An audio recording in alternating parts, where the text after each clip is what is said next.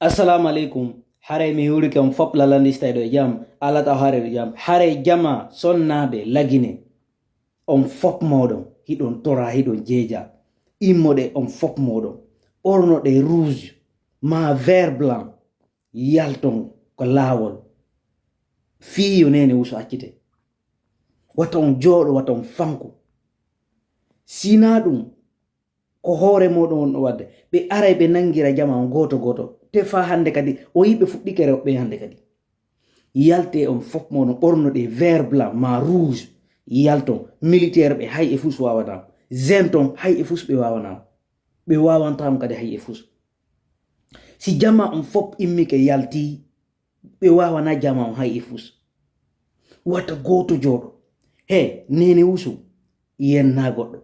nene usu bantaki goddo nene usu yennali mamadi nene usu ala kongol ngol o woli sina reality o woli alors que reality ji makko di woli kadi o ala fejjude limite kadi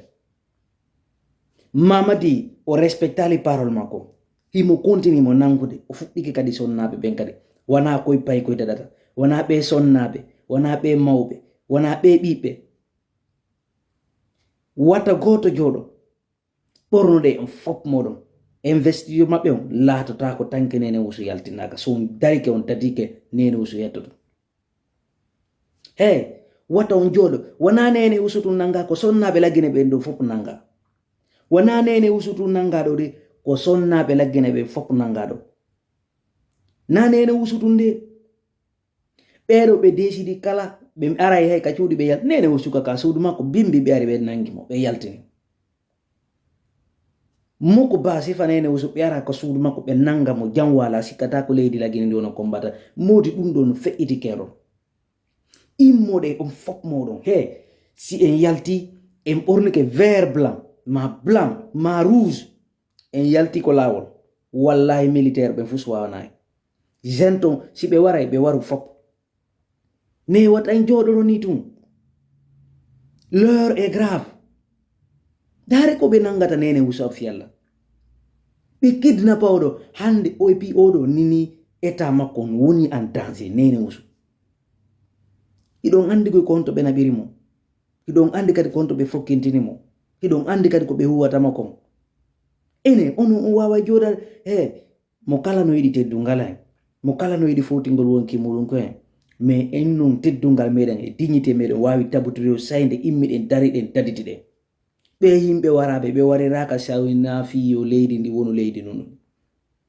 be ari be trompi en fop meden 5 septembre 2021 et surtout ko be hadayno kon ko be wonno kon hadude ko be wi kon wattata ko dum be woni wadde hande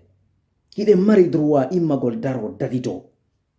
hide mari droit meden immagol daro dadito be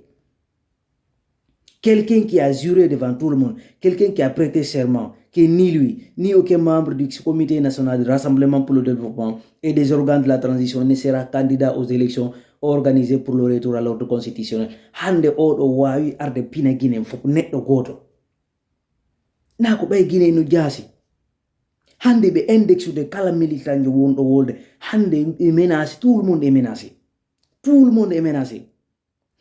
Siko maison centrale bena batan yen yaw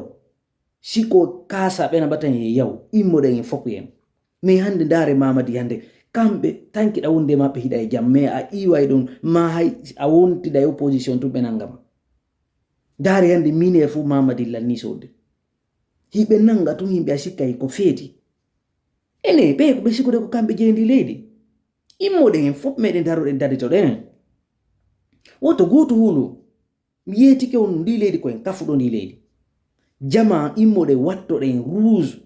yalte ma watta den vert blanc ma watta den blanc yalten ko lawol daro den ko manene usu ekkite bibbe eli kamanobe na ton marwa na ton babi mu oya babila na ton billo ba fonike na ton ene en jodo to ara ko fureji be yaltinte ton holle den wono Sadiba e oda yeltinira non yo alla dandan en no sina don hare yande kadi jamao kono hebata hakkebe nangabe si tayda wonde goddo so iwi don keru kerte din fo andira renseignement makko